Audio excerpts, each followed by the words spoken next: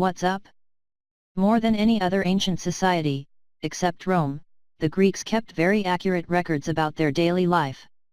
It can be understood from their literature, art, and ceramics, as well as the records of other countries that mentioned the Greeks. The sexual history of ancient Greece is colorful and eye-opening, so let's look at sex in ancient Greece.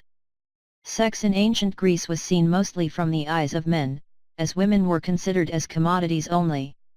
Women generally were used for keeping a house, for the man to sleep only, and bearing his legitimate children. The wives of Greek men were highly supervised, and could not move freely about, except if they were old and motherly, or grandmotherly.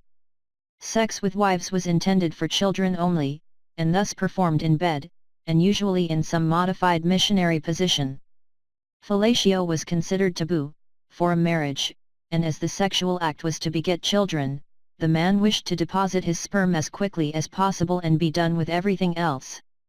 The active form of sex in ancient Greece had the wives competing with eromenoi, adolescent boys, and heteras, educated prostitutes, and even slaves in the home.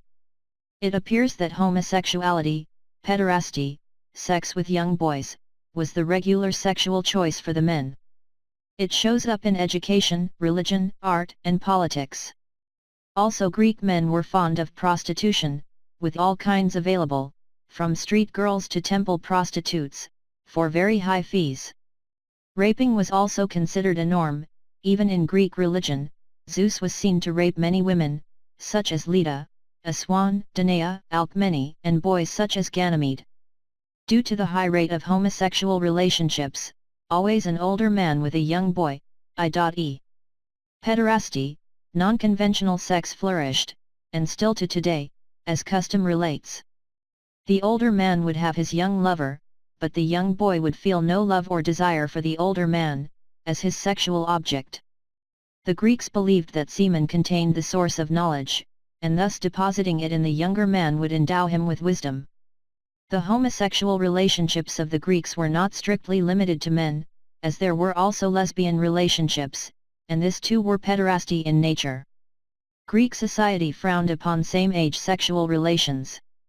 Young unmarried women could move freely, but if they did, they would be considered as prostitutes, and thus have to sell themselves, or be raped.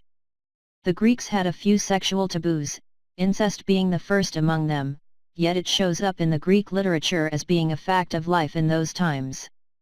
Fellatio was also considered a taboo, but widely practiced. It was said that a man would normally have to beat his partner, young boy lover or prostitute, prior to the act, as a sort of Greek foreplay, to get the fellatio to be performed. In Part 2 of this article, you can read about sexual positions in ancient Greece and how many of them live on today as some of the most popular and effective positions that can be used in lovemaking. Whatever you do, don't forget to click below, to subscribe to my channel, and get all the latest updates about me. Bye.